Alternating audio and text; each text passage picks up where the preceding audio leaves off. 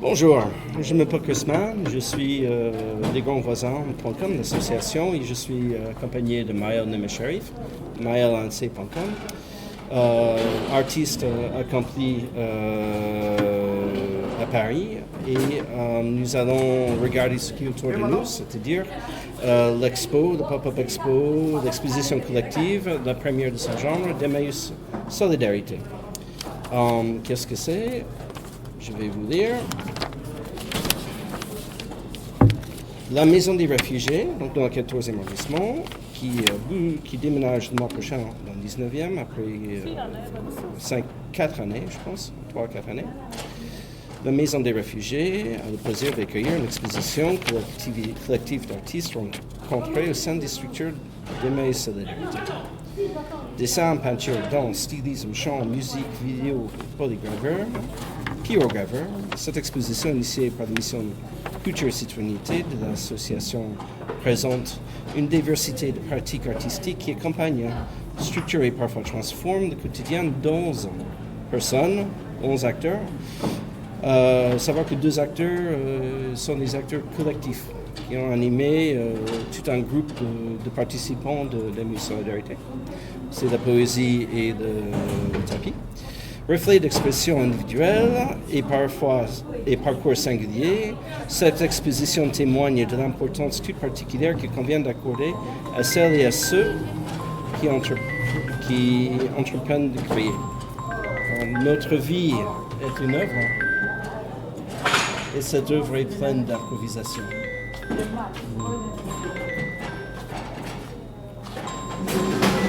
Personnellement, j'aime bien le multimédia dans la vie. Ah, the person is person. C'est ma fille, chaque jour elle a envie d'avoir des nouvelles de moi. Donc, comment s'appelle ta fille? Naziza. Naziza. Ah, c'est une princesse. Princesse Naziza, cet entretien t'est dédié. Quelles sont les nouvelles de toi? Les nouvelles, elles ont un optimisme qui est brillant. Moi, j'ai été dans une culture où le pessimisme n'a pas de place. Tant qu'on a de la foi, tant qu'on peut réfléchir, tant qu'on peut donner à l'autre, l'autre est une chance, tant qu'on a ces dispositions mentales dans sa tête, écoute, bon, il y a des volcans qui font éruption, il y a plein de choses dans la nature qui changent la vision des hommes.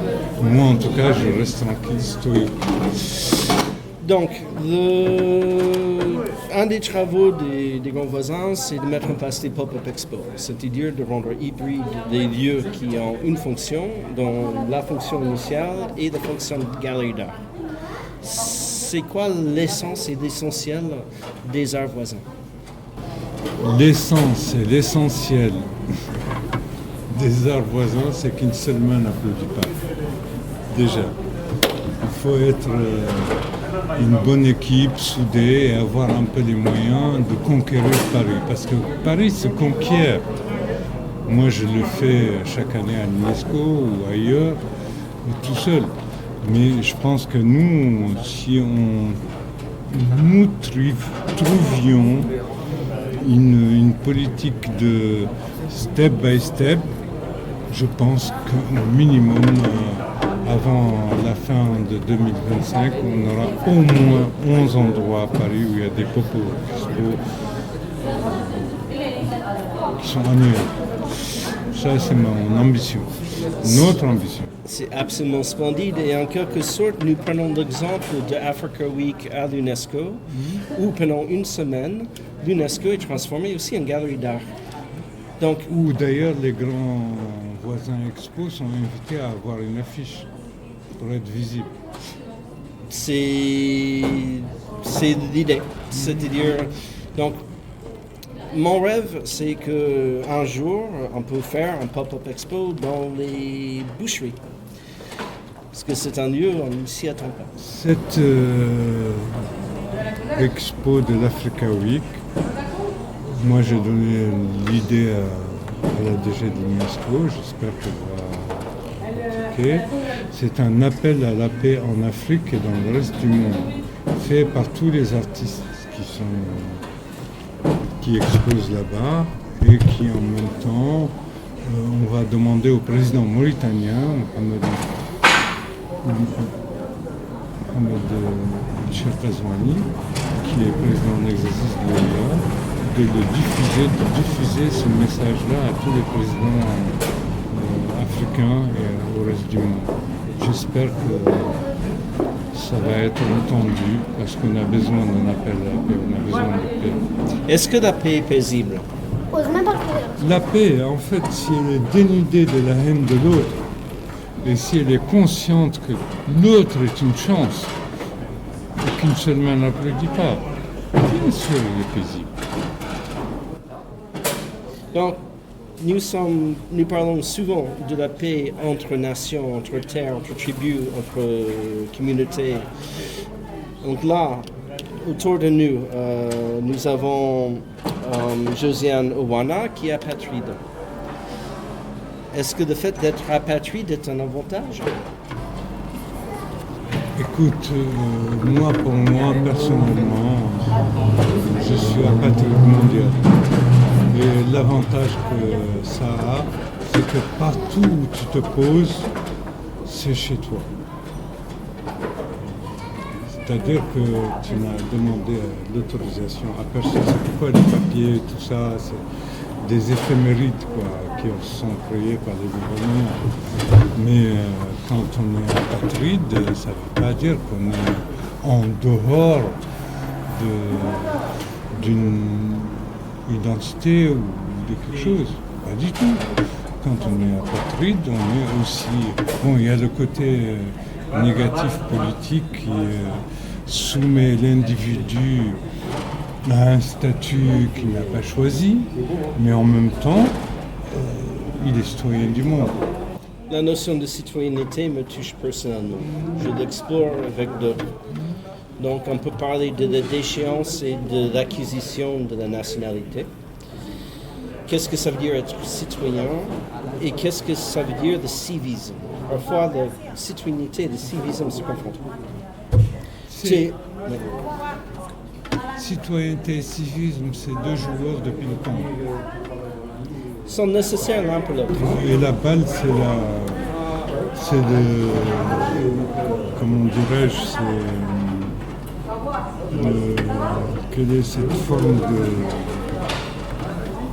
Ça a été voté en 1901. L'association?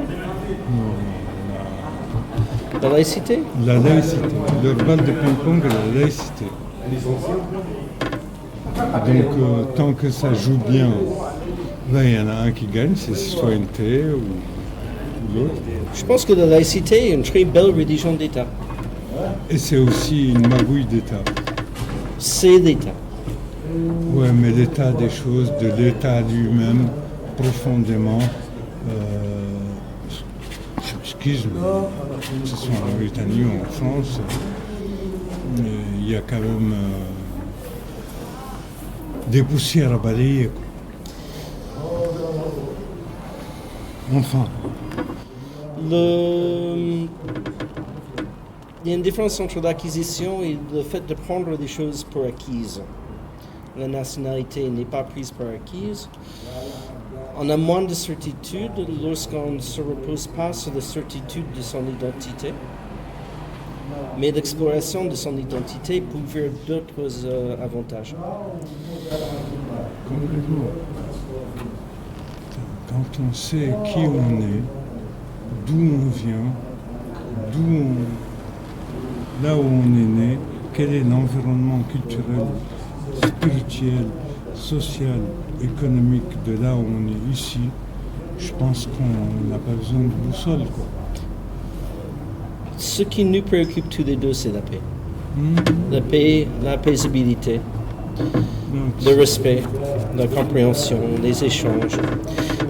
Ton expression, ton langage est là. Mais pour pouvoir avoir la confiance de l'exprimer, tu devais l'affiner avec le code des beaux-arts. On croit est-ce que en quoi est-ce que l'école des beaux-arts est digne de toi et toi digne de l'école? Moi, je ne suis pas digne de l'école des beaux-arts et elle n'est pas digne de moi parce que j'ai commencé bien avant elle. J'ai eu chez moi dans le désert les Stones, les Beatles, Jimi Hendrix, Carlos Santana. Je veux dire, j'ai eu toute cette épopée des Beatles, des hippies qui est venue chez moi dans le désert. C'est ça qui m'a encouragé à dire, purée, ils m'ont envoyé Mickey et que je commence à dessiner sur ma chambre, ben je vais envoyer mon petit chameau. Et la caravane est apparue aujourd'hui. Le chameau de Paul Klee, que Paul Klee avait copié sur toi. Non. Paul Klee, ça c'est une autre rencontre que je vais peut-être, je sais pas, je vais voir avec le maire de Janvry, parce qu'il fait un festival de caméliidés dans sa mairie à l'Essonne. Oui. Et peut-être que je vais voir avec lui d'exposer cette toile et en faire une vente aux enchères. Et cette toile, elle a été...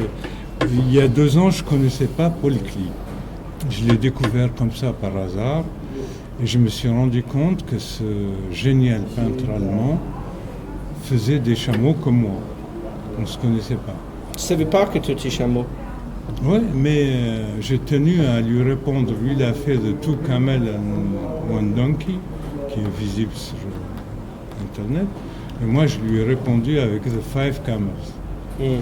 J'ai cette toile dans mon atelier à l'hôtel de ville. J'espère la montrer parce que c'est un duel post-mortem entre lui et moi. Une réponse. C'est comme une correspondance. En fait. Donc, il y a la notion de maître et la notion de maître. Donc, tu es un maître de l'art et il faut mettre tes œuvres. Où faut te mettre? En fait, il faut vraiment expliquer le mot maître.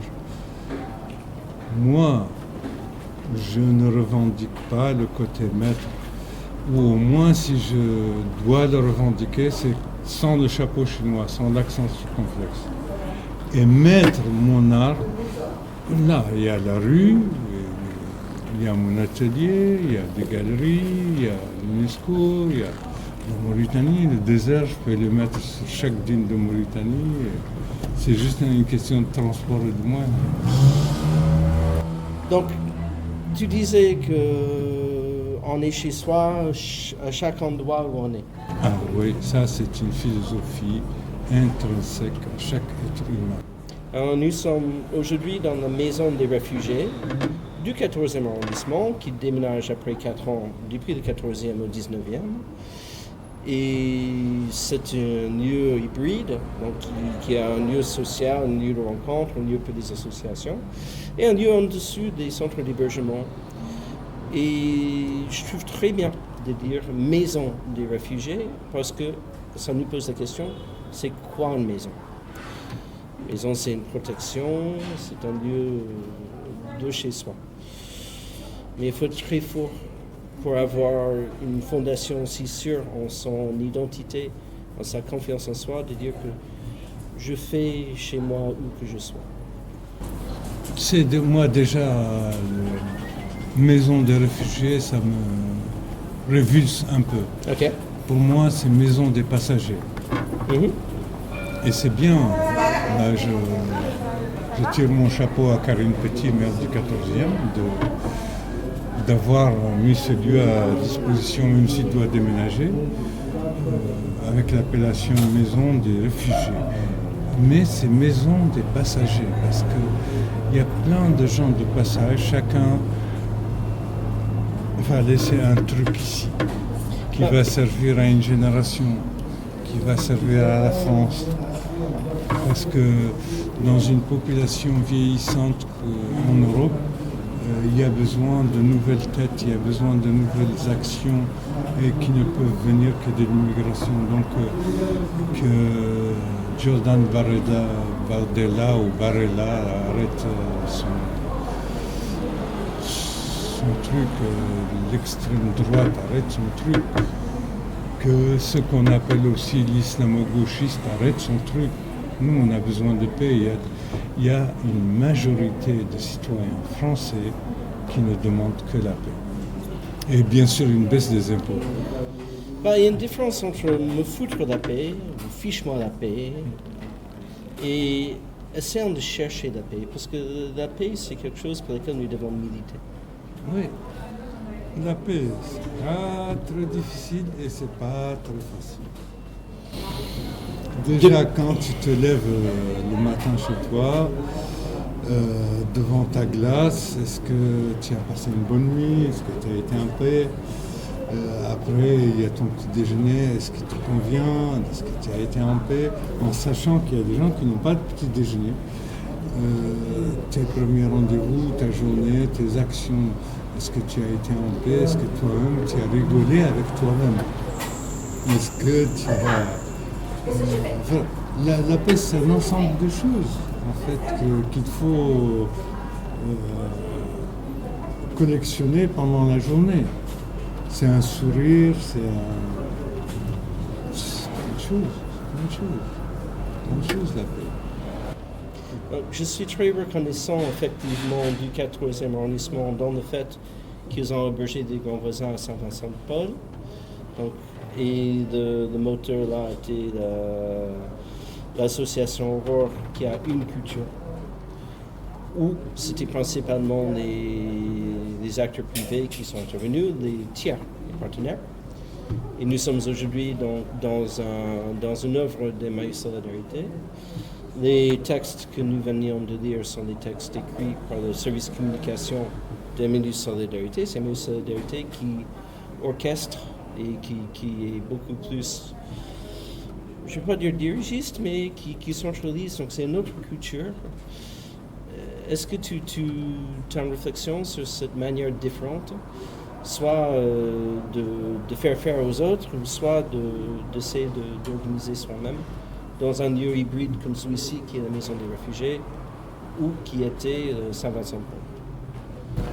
Moi, en tant que prince ou roi paresseux, je trouve que les structures administratives, que ce soit Emmaüs Solidarité, que ce soit Aurore, soit n'importe la Fondation de France ou quoi, pour s'adresser à eux, il faut vraiment faire le chemin du combattant, et administrativement parlant. Donc, quand il y a un projet très urgent, tu t'es dit, mais purée, mon projet va rendre heureux 300 personnes, mais il me faut des sous tout de suite, et qu'on te dit d'attendre et que tu dois montrer ton identité numérique, et etc., etc. Ça peut casser un homme ou une femme qui a un projet. Moi, ça ne me cache pas, ça ne me décourage pas. Je passe à autre chose. Il y a des codes.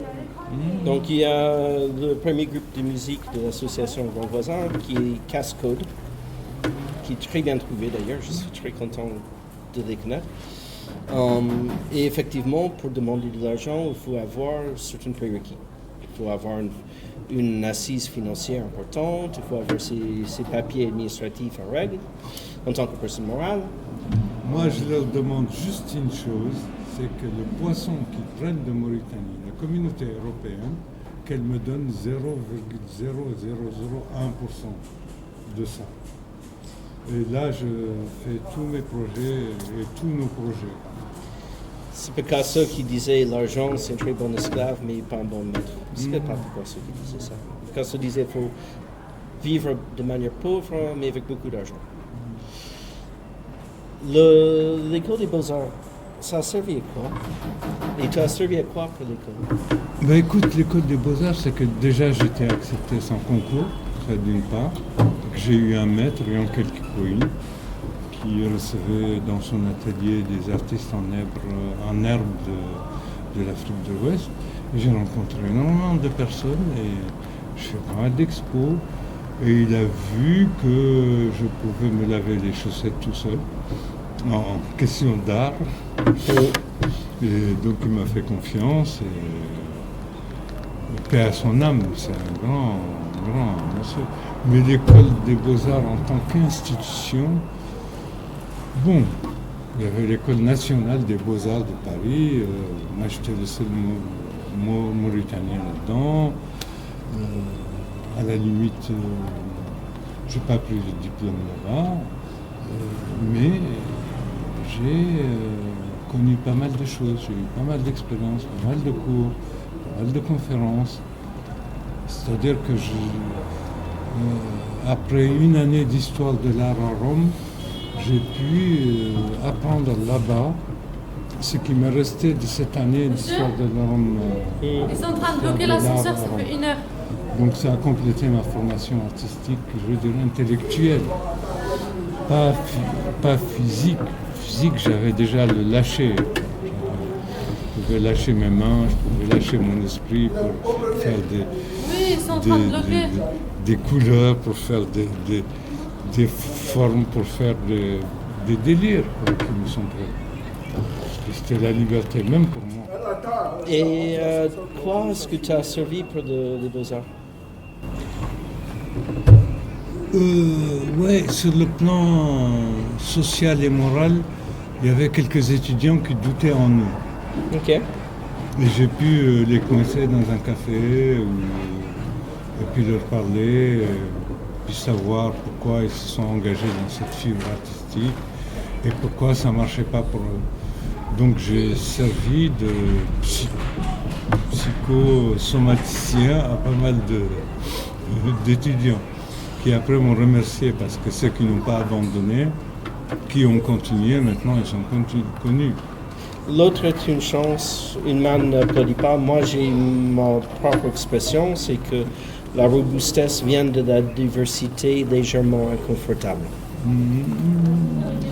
Moi, je suis atypique et j'ai fait Supélec et Sciences Po.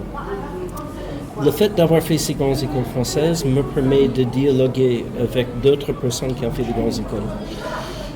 Cette chance que nous avons tous les deux, et nous l'avons vécu de nos vies, c'est que nous savons dialoguer. Nous avons un même vocabulaire, on a un même langage, on a un même protocole.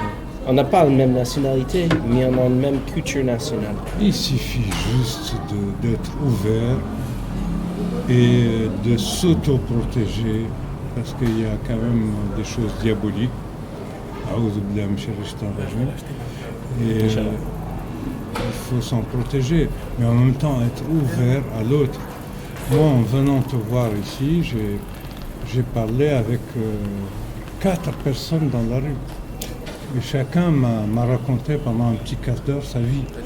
Ça fait partie de l'œuvre artistique, performance art, mais l'œuvre artistique. Moi, tu dis qu'on vient d'être juste ouvert. Moi, je dirais qu'on vient d'être ouvert à être juste. Bon, ça c'est un jeu de mots, comme je disais tout à l'heure, on peut en faire du ping-pong. Non, excusez-moi, parce que c'est moins profond. Moi je suis un spécialiste de la langue des oiseaux. D'ailleurs le Hassaniya, qui est une langue, un slang de l'arabe du pays des millions de poètes duquel je viens, est un langage des oiseaux. Parce qu'un mot a 4 ou 5 signification selon le contexte. Et il faut être très futé pour savoir le sens du mot selon le contexte qu'il a été exprimé. C'est ça l'appréciation de l'art qui est la vie qui nous entoure. Alors, je pense que donc, j'étais photographe aussi. Un talent d'un photographe, c'est de voir ce qui est devant soi. Ou ce qui est derrière soi aussi, parce qu'il y a des rétroviseurs. Les reflets sont importants, mais lorsqu'on voit ce qui est et on se débarrasse de ce qu'on pense qu'il y a, c'est là qu'on commence à voir juste. Et donc la paix par la paisibilité, ça entraîne, je pense aussi, le fait d'enlever les idées reçues aussi, de se permettre une ouverture, comme tu dis, mais une ouverture pour traiter ce qui est devant soi. Tu sais, ce qui est devant toi, ça peut être des mirages. Ça peut être des gens hyper powerful. économiquement, socialement, politiquement. Et toi, en tant que petit insecte, tu ne peux pas lutter avec eux. C'est David et Goliath. Donc, how to do this, c'est fermer sa gueule, créer des œuvres d'art, créer des expressions comme on est en train de créer, les diffuser, éduquer les jeunes, la nouvelle génération qui ne connaît même pas tout ça. En fait, nous, on est en train de pédaler dans la choucroute alors qu'eux, ils pédalent dans le sable.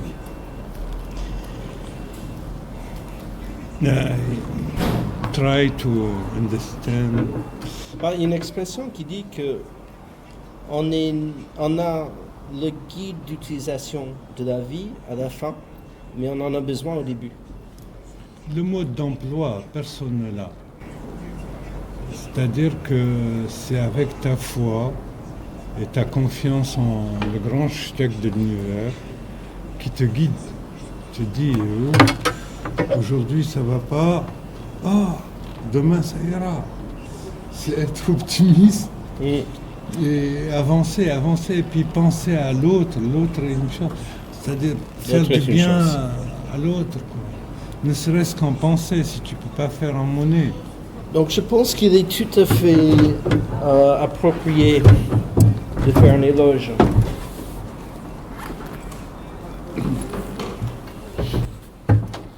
L'œuvre, L'autre est une chance de Frédéric. Là, Frédéric, il a eu une bonne inspiration. Toi, c'était toi son inspiration. Non, moi, je n'ai rien fait, mais avoir rien fait, c'est beaucoup. Non, c'est des choses, c'est des reliques, ça. Des reliques d'archives des grands voisins. Je pense que...